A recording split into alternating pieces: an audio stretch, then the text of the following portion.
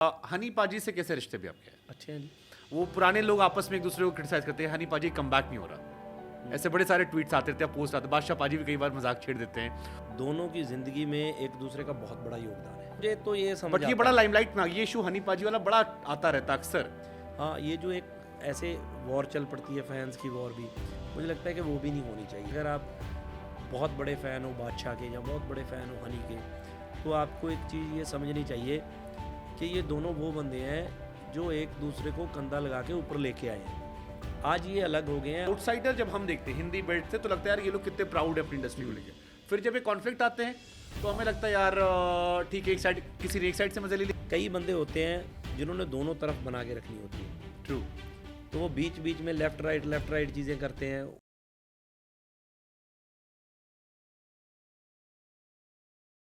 अच्छा, हनी पाजी से कैसे रिश्ते भी आपके? अच्छे हैं जी। वो अंग्रेजी बीट तब गाया था, अभी हाँ। आजकल बड़ा पंजाब एक जो पंजाब को लेकर और क्लिप वायरल होती है, वो पुराने लोग आपस में एक दूसरे को क्रिटिसाइज करते हैं, हनी पाजी कम बैक नहीं हो रहा। ऐसे बड़े सारे ट्वीट्स आते थे, पोस्ट आते, बादशाह पाजी भी कई बार मजाक छेड़ देते हैं।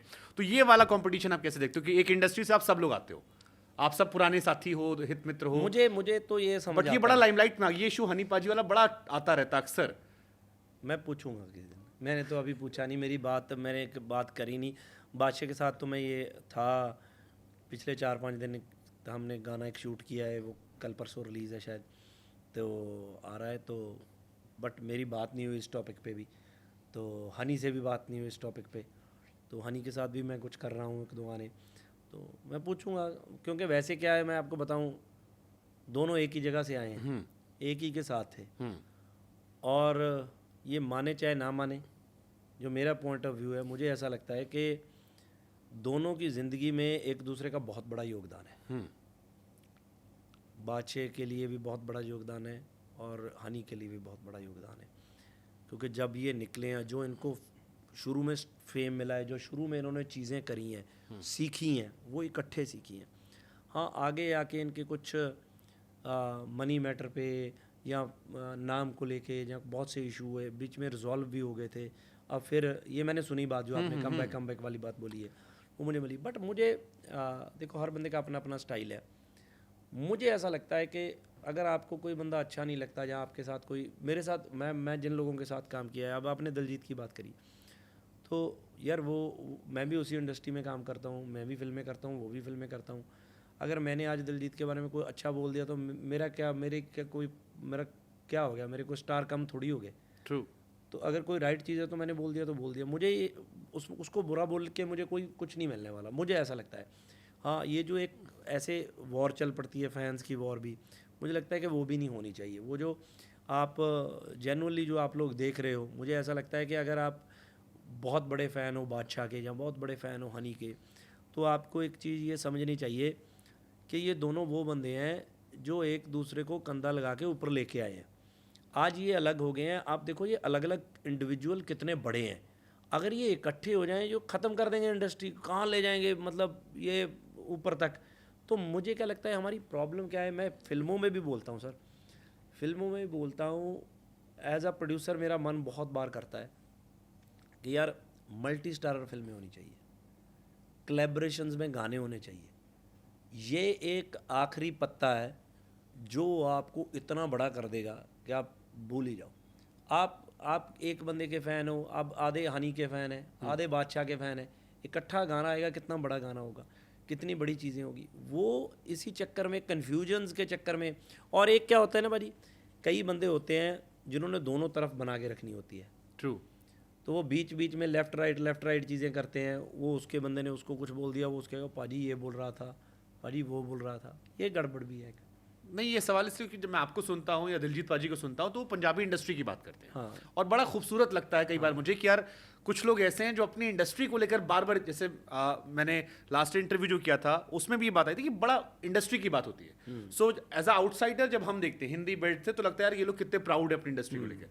फिर जब ये कॉन्फ्लिक्ट आते हैं तो हमें लगता है यार ठीक है, एक साइड किसी ने एक साइड से मजा ले ली। नहीं, वो मुझे तो वो चीज़ हर्ट भी होती है, मुझे तो हर्ट भी होती है। मैंने कई लोगों का प्यार देखा है बहुत, तो जब वो चीज़ एक दूसरे के बारे में बोलते हैं तो मुझे बहुत ऐसे लगता है कि यार क्यों नहीं होना चाहिए ये, मेरे को फील होता है ये। ओके, ठीक है। अच्छा, अंग्रेजी बीट वाले छोटी सी कितने में शूट किया था आप लोगों ने उसे? क्योंकि वो मैंने सुना वीडियो? पहले बार शायद पैसे बर्बाद हो गए थे कहीं पे।